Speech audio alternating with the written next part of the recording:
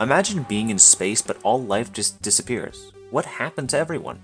You try going from spaceship to Stargate to trade post, but to no avail, you find nobody. All you find is scrap and rogue entities, and they do not play nice.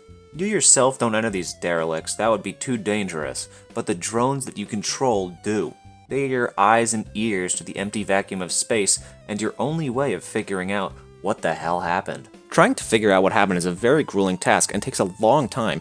At least that's what I assume. I haven't ever gotten to that point. But I've made it far sometimes. But there really isn't an end to Duskers. The way you come across a story is quite interesting, actually. Every time you board a derelict, a vessel report shows up, and sometimes there will be an uncorrupted communication log of some sorts, which is part of the story. Each log you find is a part of 7, what I guess you could call objectives. I won't list any of them, as spoilers are not cool. However, the logs and objectives that you find refer to specific ships, systems, or galaxies. When you continue to explore other derelicts of the appropriate specification, the player finds more about the story through the new logs and objectives. The way you track your progress is through the Objectives tab in the screen when you press play. This way you can see what objectives you have or haven't completed yet. If you close out of that menu, you can see a whole bunch of menu tabs. And don't be confused, it's fairly simple.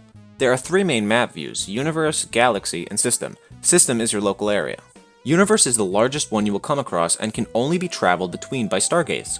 There are no costs for using the stargates, unlike jumping between galaxies or derelicts in System. More on that later. In the Universe view, the player can see what universes they have already visited, if any. Galaxy view allows the player to see star systems they haven't visited or ones they already have. The player can travel to new galaxies via J-Fuel, and the amount of J-Fuel you use depends on how far the galaxy is away from your current position. System view is the view that you will be using the most. In this view, you can see locations such as derelicts, auto-traders, stargates, and outposts. These icons indicate derelicts, this icon indicates an auto-trader, this icon indicates a stargate, and these icons indicate outposts and derelicts, both of which require special access to enter. If you have visited at least a few derelicts, you may have noticed the color of the icon has changed. If the icon is green, you can travel to the ship freely, and you haven't visited that ship at all. If the icon is yellow, that means you have already visited that area, and you cannot re-enter the ship there. However, you can travel back to them if you need to go to another derelict. If the icon is red, that means the derelict is out of reach. That means you don't have enough P-fuel to travel to it. To travel to any of these requires P-fuel, which differs from J-fuel. P-fuel is for traveling between derelicts, while J-fuel is for galaxies. Jump fuel and propulsion fuel can both be found on derelicts, and once you run out of either, you're screwed. There are also 3 other tabs that the player can use. They are the Drone Config, Ship Config, and Modifications tab. I'm not going into depth for any of these, as there are a lot of things to modify, and this video would just become a manual if I did. Once you start a mission and get past the log/objective screen, you're just greeted with 3 drones and a console. The console is actually a really cool aspect of the game, and this is where you do the inputs to move or do commands for your drones. Now you can obviously move a singular drone in drone view, but you get the bigger picture in schematic view, which shows parts of the ship. One thing that's nice is that once you start, instead of being worried that the first room will have an enemy, that first room, and any room connected by an open door, is 100% safe. At this point, it is your job to figure out which rooms are safe to enter and which aren't, which can be accomplished through a few ways. One of the easiest ways to figure that out is by the motion command. It tells you what rooms are safe around you and the one you are in. It's super easy to use, though it can still be quite difficult with it. When playing without motion or any way to figure out if a room is safe is where the horror aspect of Duskers comes into play. The enemies can come and get you at any given moment if you're in a room with them, but 2 of them are pretty easy to cheese. Now I've only been jumped by this game like twice, and let me tell you, it got me. I was not expecting for an RTS game to scare me, but whatever. I managed to survive that attack. I don't even know how, but it set me back quite a bit. And it's not fun when you're set back at all, because you need to repair things with scrap, and the only way to get scrap is by going in derelicts or scrapping drones or modifications. Now there are plenty of settings that you can screw around with to make your game easier if it's your first time playing, or harder if you feel like you're up for a challenge.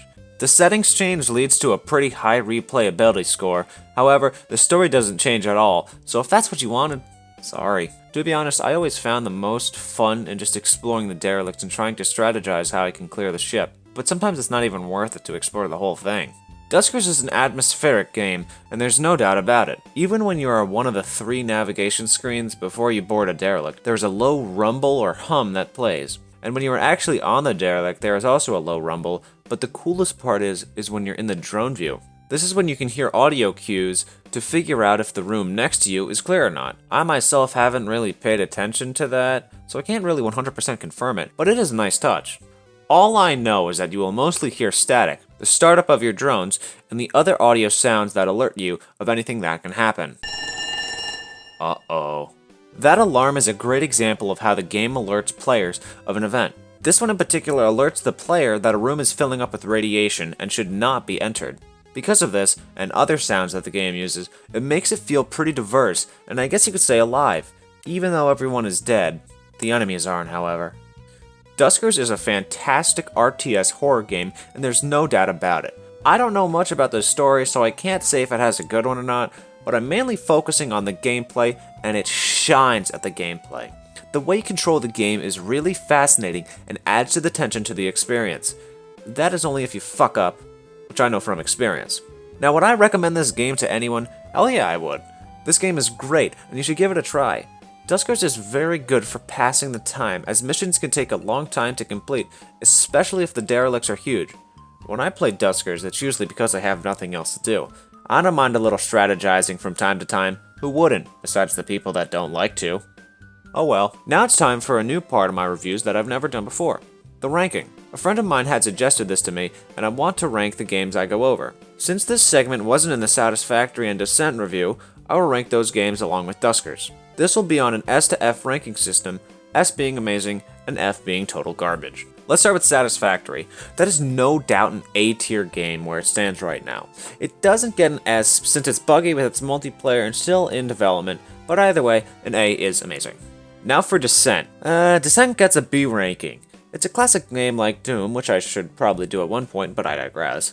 I don't really have any complaints for Descent other than the fact that it can be very tough and very disorientating. Despite that, it's still a very good game, and I would recommend it. As for Duskers, this game gets an A with Satisfactory. Just a 10 out of 10 game. The only bug I came across was where the overlay was gone and I just saw complete static. That's not really that bad. I haven't ran across anything else or that bug again. My closing for this video also counts for my reasoning for an A rank. Before this video gets way too long, I'm gonna leave it here. I hope you enjoyed this, hopefully longer review. Until next time, thanks for watching.